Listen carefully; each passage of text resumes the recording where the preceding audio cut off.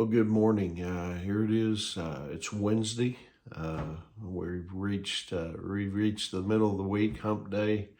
Once again, we're about halfway through this another week, and today is October the 11th. And I hope that you had a great Tuesday. I hope that maybe you're successful, maybe finishing up some things, or even as we often say, even if you weren't able to finish, maybe a project, maybe you've been given another day.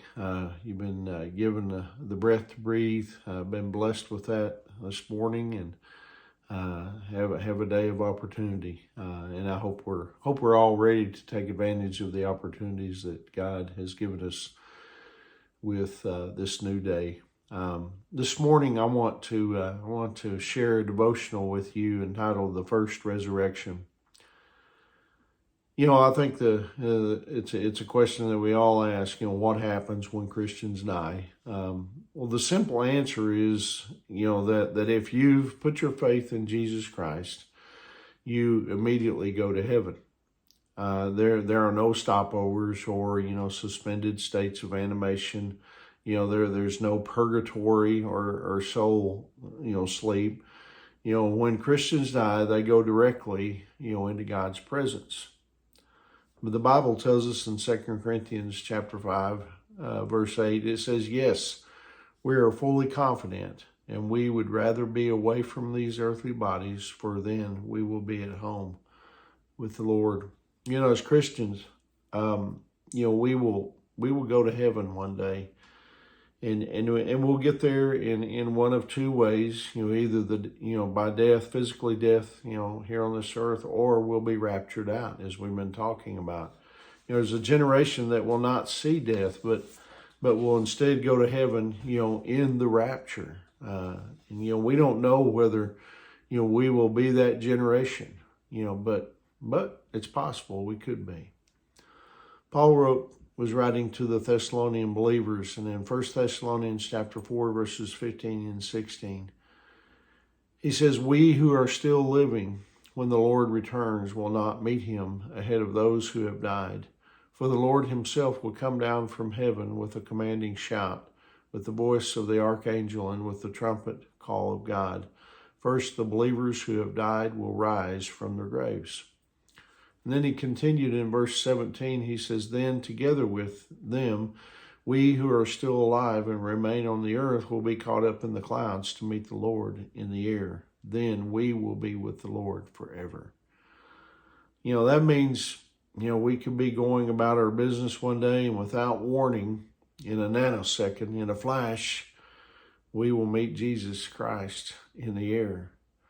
Not only that, but, we will immediately reunite, with our Christian loved ones and friends who have gone to heaven, before us.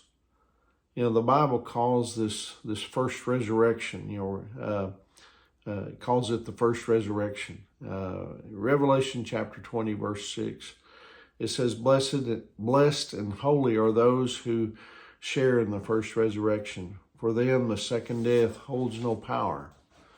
The second death is, the final great white throne judgment, while the first resurrection is the rapture. In 1 Corinthians chapter 15, verses 51 and 52, Paul, he referred to the rapture saying this, "But let me reveal to you a wonderful secret. We will not all die, but we will all be transformed. It will happen in a moment, in the blink of an eye, when the last trumpet is blown. For when the trumpet sounds, those who have died will be raised to live forever." This means that Christians do not have to fear death. We don't have to fear death, folks. Yes, Christians will die physically, but our mortal bodies will put on immortality. The soul lives on. That will never die. It's why Paul said in Philippians chapter 1, verse 21, he said, "Living means living for Christ, and dying is even better." Of course, Christians grieve like everyone else, does when we, when loved ones pass from this life, that we've either lived with or have known. But you see, the Bible says that we don't grieve as those who do not have hope. You want to see a verse that pertains to that, 1 Thessalonians 4:13. You see, for the Christian, death is not the end. I mean, it's a transition from earth to heaven. And I get excited when I think about this. When I think about Christ's return. More. The first thing I think about is the rapture, because I'm a believer in Jesus Christ, and when Jesus is going to come and he's going to rapture the church out, the believers here on this earth. He's going to rapture us out first, and then we'll live with him forever. We don't have to go through that 7 years of tribulation that we've been talking about. But anyway, I hope that excites you. I hope that encourages you here on this Wednesday morning. I hope you have a wonderful day.